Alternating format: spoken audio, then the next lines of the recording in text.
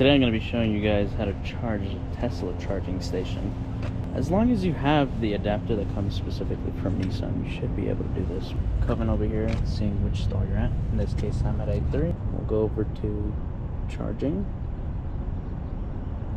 Find charging network. In this case, I'm at a Tesla Supercharger. Go select which one. Select charger. In this case, I'm at A3.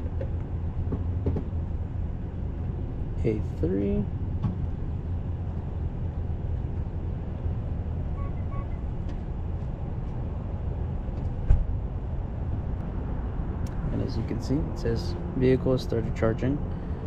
If I do start charging now, full battery, it'll be about 3 hours and 30 minutes. And whenever you're ready to stop, you just hit stop charging, hit yes, and that's practically it.